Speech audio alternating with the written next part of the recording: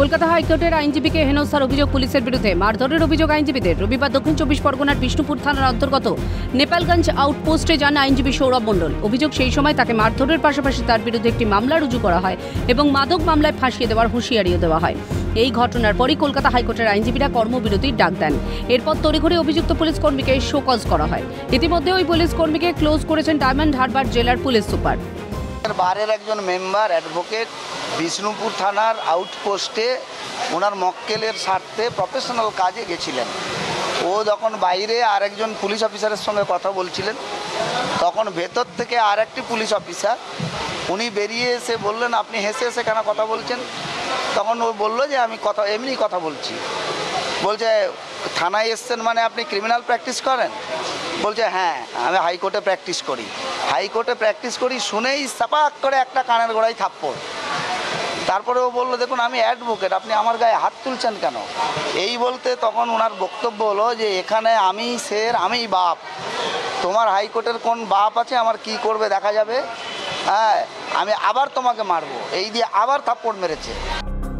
আইনজীবী তরুণজ্যোতি তিওয়ারি এক্সপোস্টে ওই পুলিশ কর্মীর সাসপেন্ডের আবেদন করেন। দক্ষিণ 24 পরগনার বিষ্ণুপুর থানার অন্তর্গত নেপালগঞ্জ আউটপোস্টের এই ঘটনায় লাগাতার কর্মবিরতির ডাক দিয়েছেন হাইকোর্টের আইনজীবীরা।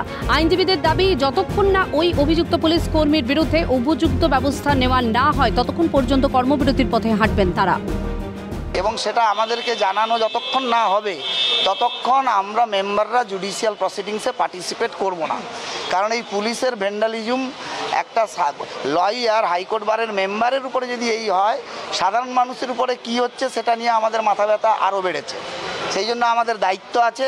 তাই জেনারেল বডি সমস্ত মেম্বাররা আমাদের এইটা নিয়ে আতঙ্কিত এবং এই পুলিশের যে ব্যবহার, সেই জন্যই আমরা অ্যাবস্টেন করেছি জুডিশিয়াল প্রসিডিংস থেকে। আইনজীবীদের একাধারে আইন বন্ধুও বলা হয়। একদিকে আইন বন্ধু, অন্যদিকে আইনের রক্ষক।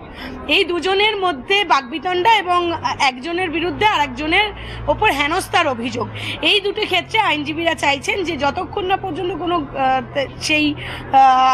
সেই এসআই এর বিরুদ্ধে কোনো ব্যবস্থা নেওয়া হচ্ছে এবং পার্মানেন্টলি আইনজীবীরা যেন কোনোভাবেই হেনস্থার সম্মুখীন না হন, সেই একটা সিদ্ধান্ত নিচ্ছে বার অ্যাসোসিয়েশন।